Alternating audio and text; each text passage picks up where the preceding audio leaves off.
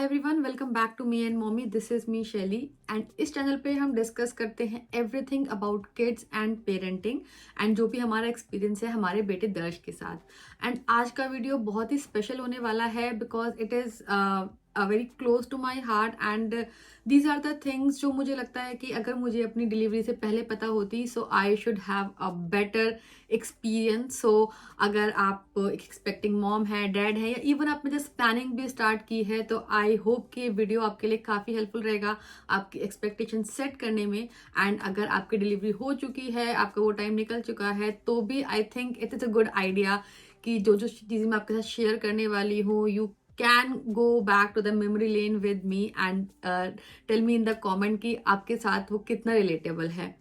So like being a mother बहुत ही different experience होता है। डिलीवरी से पहले बहुत ही डिफरेंट चीज़ें होती हैं एंड डिलीवरी के बाद it is a kind of different word. जो फर्स्ट टाइम मॉम है, जिनकी रिसेंट डिलीवरी हुई है या जिन्होंने वो एक्सपीरियंस किया है, आई बिलीव वो सब इस वीडियो से काफ़ी रिलेट करेंगे। तो फटाफट से हम वीडियो स्टार्ट करते हैं एंड जानते हैं ऐसी कुछ चीज़ें which I wish I should have known before my delivery. So let's get started. The first and most important thing is that emotional roller coaster.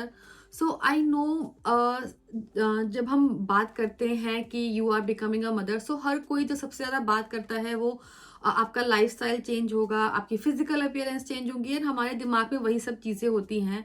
But actually nobody tell us about कि कितना emotionally वो जो situation होती है वो पूरी इतनी heavy होती है इमोशनली।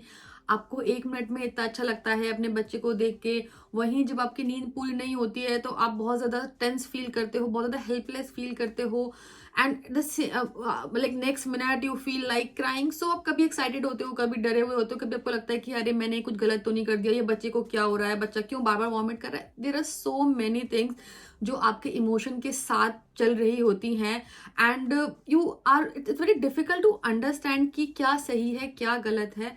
तो वो जो एक एक्सपेक्टेशन होती है, इमोशनल एक्सपेक्टेशन, वो कोई नहीं सेट करता है। कुछ हॉर्मोन्स की वजह से भी होता है, कुछ हमारे जो लाइफ में चेंजेस हो रहे हैं, जो नई चीज़ें हम एक्सपीरियंस कर रहे हैं उसकी वजह से भी होता है। There are so many things going on जो फिजिकल से ज़्यादा हमको मेंटली इम्पैक्ट करती हैं। और एक I can say like that roller coaster होता है इमोशन का। एक टाइम पे एकदम से हाई एक्साइटमेंट, दूसरे ही टाइम पे एकदम से यू स्टार्टेड क्राइंग।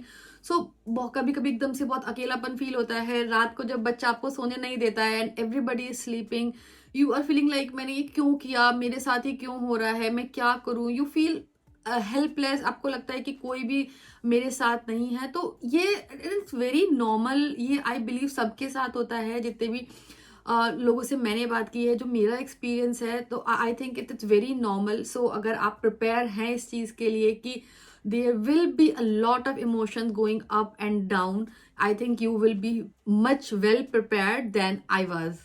सेकेंड चीज जिसके लिए मैंने काफी सोचा था which is a birth plan. So birth plan पहले इतने पॉपुलर नहीं थे बट आजकल काफी पॉपुलर हो रहे हैं। I don't know if you guys are preparing for it, but मैंने सोचा था कि I will try to have a normal delivery and उसके बाद क्या क्या चीज़ें मैं प्लान करूंगी। बट मेरे साथ बिल्कुल भी ऐसा नहीं हुआ। इवन हमें प्लान सी सेक्शन कराना पड़ा। एज यूजुअली क्या होता है कि आप नॉर्मल डिलीवरी के प्लान करते हो and at the end time जब आप लेबर पेन में होते हो डॉक्टर डिसाइड कि ठीक है कुछ कॉम्प्लिकेशन है तो शायद सी सेक्शन करना पड़ेगा। मेरे साथ ऐसा नहीं था। मेरे साथ हमें पहले से ही डिसाइड करना पड़ा था due to some medical complexity कि हमें सी सेक्शन पे जाना पड़ेगा एंड हमने एक डेट डिसाइड की।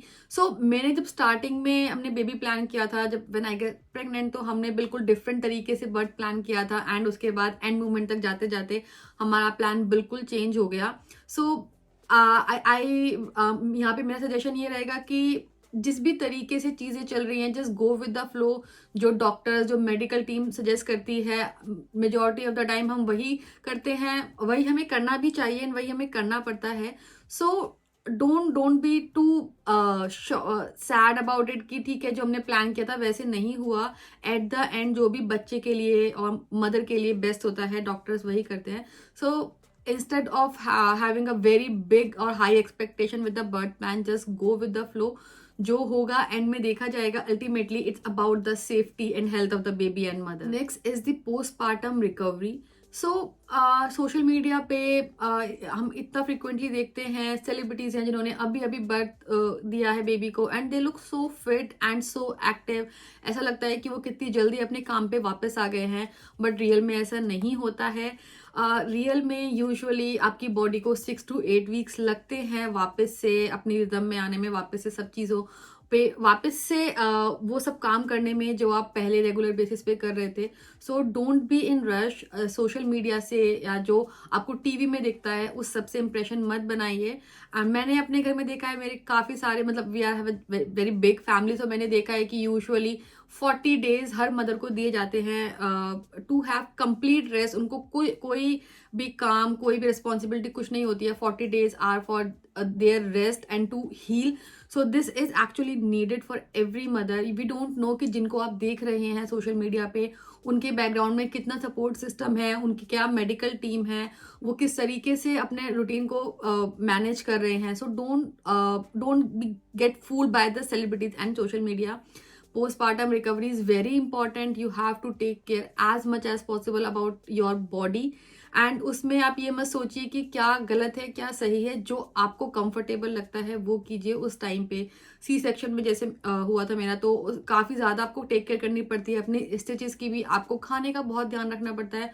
आपकी बॉडी को वो स्ट्रेंथ वापस चाहिए होती है जो उसके पास थी before being a mother. So it is not something कि आपने बस बच्चा हो गया एंड उसके बाद आप हफ्ते 10 दिन में you are get back to normal, ऐसा नहीं होता है। So don't get into the wrong expectations. Now the next thing जो मैंने बहुत ज़्यादा अंडर एस्टिमेट किया था, and that was the most difficult thing for me, which was breast feeding. So I always thought कि breast feeding तो एक natural process है, वो बहुत ईजिली हो जाएगा, बट नहीं हुआ। There are so many problem with breast feeding. Latching की प्रॉब्लम, बच्चे को नहीं पता, मदर को नहीं पता कि कैसे बच्चे को दूध पिलाना है, मिल्क की सप्लाई नहीं बन रही है। ब्रेस्ट फीडिंग आई थिंक मेरे लिए सबसे डिफिकल्ट था, एंड एट द एंड जाके when I kind of like I gave up, literally I gave up on breast feeding. मैंने फिर दर्श को 4.5 महीने के बाद 100% फॉर्मूला पे शिफ्ट कर दिया था, because I can't take that. So I think मेरी जो अंडरस्टैंडिंग थी ब्रेस्ट फीडिंग की, जो एक्सपेक्टेशन थी, वो बिल्कुल डिफरेंट थी जो मैंने एक्चुअल में एक्सपीरियंस किया। There is lot to learn about कि बच्चे को प्रॉपर लैच कैसे कराते हैं। And because of like my office, मैं बहुत ज़्यादा यूट्यूब पे नहीं देखती थी चीज़ें क्या क्या प्रॉब्लम होती हैं। एंड मैं majority of the time, because मैं ऑफिस तो कोविड से पहले की बात है, तो आपको ऑफिस भी डेली जाना पड़ता था। मेरे साथ कोई फैमिली मेम्बर भी नहीं था, सो आई डेंट नो कि क्या क्या चीज़ें होती हैं related to breast feeding. But breast feeding बहुत बहुत डिफिकल्ट चीज़ है। अगर आप की डिलीवरी होने वाली है, सो आई सजेस्ट कि दिस इज़ वन थिंग जो आपके फैमिली में जो भी आपकी इन लॉज हैं, मदर है, सिस्टर जिनके भी ऑलरेडी बेबी हैं, उनसे आप इस चीज़ को डिस्कस कीजिए, समझिए कि ब्रेस्ट फीडिंग में लैचिंग कैसे हो सकती है, क्या क्या चीज़ें होती हैं मिल्क सप्लाई को लेकर। अगर आप स्ट्रगल कर रहे हैं तो आई वुड सजेस्ट कि आजकल लैक्टेशन कंसल्टेंट भी काफ़ी इजीली अवेलेबल है, and there are so many of your friends, और घर में भी जो और लेडीज़ हैं जिन्होंने जो वो सब जर्नी से निकली हैं, उन सबसे ज़रूर हेल्प लीजिए, because this is one of the thing जो हम बहुत ज़्यादा अंडर एस्टिमेट करते हैं, स्पेशली मैंने तो की थी, and this is one of the most difficult thing. But at the and I suggest कि अगर नहीं हो रहा है, अगर ऐसा है कि नहीं आपने सब कुछ ट्राई किया है, तो don't take too much stress, because stress लेना is not at all good for you जब आपके पास एक छोटा सा बेबी है। तो जो आपको लग रहा है कि आप कंफर्टेबली मैनेज कर सकते हैं उतना कीजिए, आपको नहीं लग रहा है तो अपने डॉक्टर से बात कीजिए, एंड जो आपके और बच्चे के लिए ऑल्टरनेट बेस्ट ऑल्टरनेट अवेलेबल है, स्विच टू दैट। लेकिन ये मत सोचिए कि अगर आप बच्चे को ब्रेस्ट फीड नहीं करा पा रहे हैं तो you are a bad mom, not at all. Ultimately हर बच्चे की, हर मदर की जर्नी डिफरेंट होती है। सो जो आपके लिए बेस्ट सूट कर रहा है, जो आपके लिए सबसे ज़्यादा कंफर्टेबल है, अपने डॉक्टर से बात करके वो ऑप्शन आप चूज कीजिए। Next is the power of support system. So Indian families में मेजॉरिटी ऑफ द टाइम आपके पास आपकी या तो मम्मा या मदर इन लॉ होती ही है। So we always have support system, जो कि काफ़ी इंपॉर्टेंट होता है फॉर मल्टीपल रीजन। फर्स्ट, आपके पास कोई है आपको गाइड करने के लिए, आपको सपोर्ट करने के लिए। And sometimes I feel, because मैं मोहित के बिना अप्रॉक्सीमेटली 2 महीने रही थी अपनी मदर इन लॉ के साथ, and everything was there, but तभी भी आपका कभी कभी मन करता है कि अब मैं जस्ट फोन पे, कुछ नहीं होता था तो फोन पे सिर्फ जो भी मुझे लगता था ना कि मुझे बोलना है, मुझे बात करने का मौका नहीं मिला है, मुझे अपनी फीलिंग एक्सप्रेस करने का मौका नहीं मिल रहा है, तो बस मैं फ़ोन पे बोलती रहती थी। एंड दैट टाइम मुझे रियलाइज़ नहीं हुआ, बट नाउ अगर मैं उस चीज़ को जाके अब सोचती हूँ तो आई कैन रिलेट कि सिर्फ अगर कोई आपके पास बात करने के लिए भी होता है तो भी कितना आपको हेल्पफुल रहता है। सो आपके पास जो भी आपके फ्रेंड्स हैं, फैमिली मेंबर्स हैं, आपके नेबर हैं, आपको जहाँ से भी लगता है कि हाँ this person can be helpful, can be a support system, don't hesitate. New moms को कोई यूजुअली मना नहीं करता है, but they should be trustworthy, and definitely husband come very very strong support system at this time, क्योंकि they are kind like जिनसे आप कुछ भी बोल सकते हैं। आपका रोने का मन कर रहा है, आपका चिल्लाने का मन कर रहा है, यू जस्ट फेड अप कि बेबी सो नहीं रहा है, बेबी को बार बार भूख लग रही है। So very very important aspect is the support system. So आप जो भी आपका पोस्ट डिलीवरी का प्लान है, आपके साथ कौन रहने वाला है, आप कहाँ पे रहने वाले हैं, इट्स बेटर कि अगर वो पहले से क्लियर होगा तो आपकी एक्सपेक्टेशन, आप उनकी एक्सपेक्टेशन उस तरीके से सेट कर सकते हैं। So don't under estimate the power of a good support system. Next is another important thing जो कि आजकल आपको काफ़ी पढ़ने और सुनने को मिल रहा होगा, which is postpartum depression.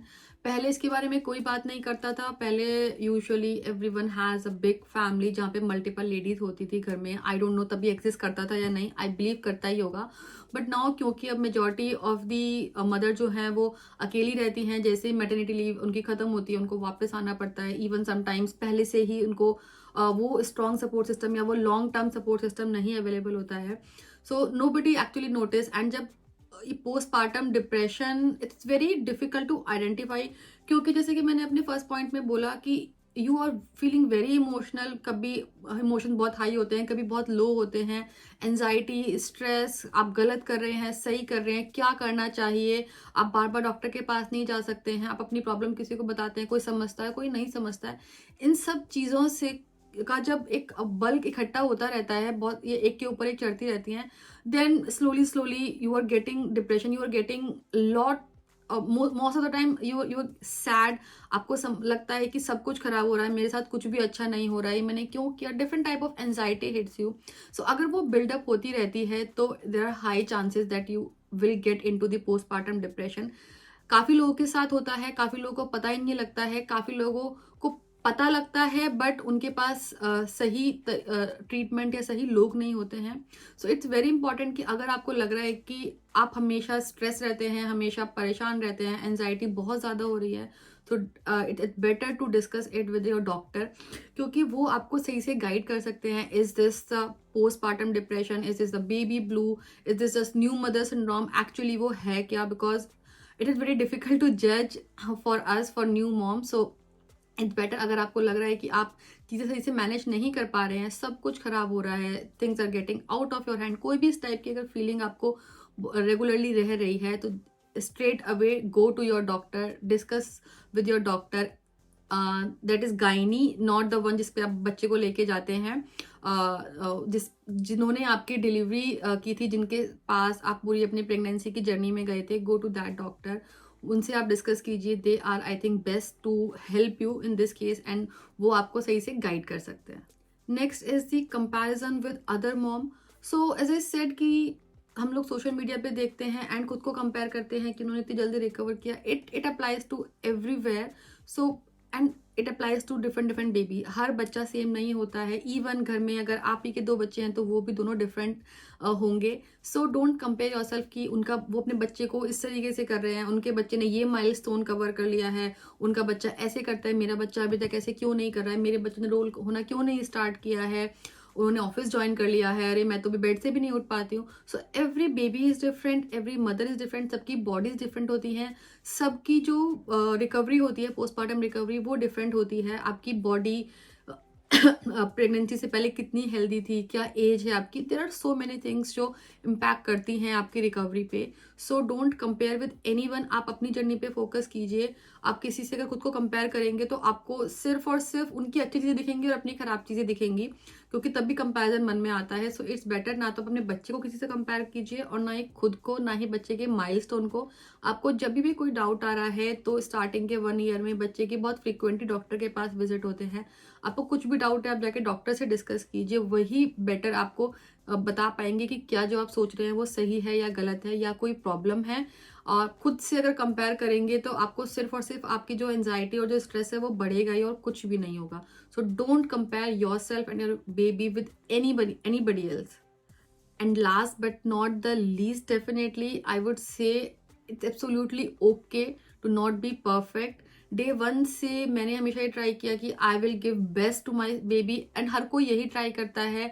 And जैसे ही बच्चा पहली बार गिरता है ना, आपको लगता है कि अरे मैंने बच्चे का ध्यान नहीं रखा। सारे बच्चे गिरते हैं, सब बच्चों को चोट लगती है। एज अ पेरेंट हमारी रेस्पॉन्सिबिलिटी इतनी है कि हम उनका ध्यान रखें, हम उनको वो सेफ इन्वायरमेंट दें, but it doesn't make sense कि हमसे कोई मिस्टेक नहीं होगी। After all you are a human, so mistake definitely होगी। हर कोई मिस्टेक करता है, कोई डिफरेंट तरीके की मिस्टेक करता है। सो अगर कोई मिस्टेक आपसे हो रही है, कोई चीज़ आप गलत कर रहे हैं, तो don't take too much stress, क्योंकि कोई भी परफेक्ट नहीं हो सकता है। एंड एब्सोल्युटली ओके, आप जो भी चीज़ें कर रहे हैं, आप फर्स्ट टाइम मॉम बने हैं, आप फर्स्ट टाइम डैड बने हैं, सो डेफिनेटली आपके लिए भी एक नया लर्निंग कर्व है। आपका बच्चा एक्चुअली आपको सिखा रहा है कैसे पेरेंटिंग करनी है। आप कितनी भी रीडिंग कर लीजिए, कितनी भी चीज़ें सीख लीजिए, फिर भी इट्स वेरी ऑब्वियस कि मिस्टेक होगी ही होगी। Don't take it as an exam कि ये बेस्ट पेरेंटिंग का एग्जाम हो रहा है। No, it's your life journey. आप भी बच्चे के साथ साथ आप भी सीख रहे हैं कि कैसे पेरेंट बनते हैं, कैसे बच्चे को संभालते हैं, कैसे बच्चे की केयर करते हैं। So don't take too much stress, go with the flow, do your best, but कोई भी प्रेशर मत लीजिए अपने आप को मिस्टर या मिसेस परफेक्शनिस्ट बनाने का। जो हो रहा है उससे अगर आपको लगता है कि आपने कोई मिस्टेक की है तो learn from it, but don't think about it. उसके बाद ट्राई कीजिए कि नेक्स्ट टाइम वो मिस्टेक ना हो। आपको कोई भी चीज़ में डाउट आ रहा है, you have doctor, you have friends, you have your mother, you have your in laws, you have your sister, friend, जो भी आपको लगता है कि उनसे आप डिस्कस कर सकते हैं, इस चीज़ के बारे में डिस्कस कीजिए, but don't take too serious, too much pressure. और जो हो रहा है, everything is good, everything will be good, and you will be the best parent to your child. So that's it. I hope कि these are the things जो मुझे अगर मेरी डिलीवरी से पहले पता होती, so I should have better expectation after delivery. I should be less stressed, more happy. तो आई होप कि ये सारी चीज़ें आपको हेल्प करेंगी आपके एक्सपेक्टेशन सेटअप करने में। क्या क्या चीज़ें आप एक्सपेक्ट कर सकते हैं। There are so many things जो I want to add in this list, पर वीडियो फिर बहुत लंबी हो जाती। So just to keep it short, and these are the most important things जिन्होंने मुझे बहुत परेशान किया, एंड आई विश आपको ना करें। सो आई होप कि वीडियो आपके लिए हेल्पफुल होगा। अगर आपको अच्छा लगा है तो कमेंट करके ज़रूर बताइए। अगर आप ऑलरेडी मॉम हैं या आपकी रिसेंट डिलीवरी हुई है तो let me know in the comment कि इसमें से कौन सी चीज़ से आप सबसे ज़्यादा रिलेट करते हैं, या ऐसी कौन सी चीज़ है जो यू विश कि आपको पहले से पता होती, तो you would have been a better experience after your delivery. So इसी के साथ thank you for watching today's video, and अगर आपको वीडियो अच्छा लगा हो तो इसको लाइक ज़रूर कीजिए, इसको शेयर कीजिए सारे पेरेंट्स के साथ जो इससे रिलेट कर सकते हैं या जिनके लिए हेल्पफुल हो सकता है। एंड चैनल को सब्सक्राइब करना मत भूलिए, नीचे वाला सब्सक्राइब का बटन दबाने के साथ साथ ही नोटिफिकेशन बेल का आइकन अगर आप प्रेस कर देंगे तो जो भी वीडियोज़ हम पोस्ट करते हैं उनके नोटिफिकेशन भी आपको टाइमली आते रहेंगे। And I am trying my best to be regular to post video on every Tuesday.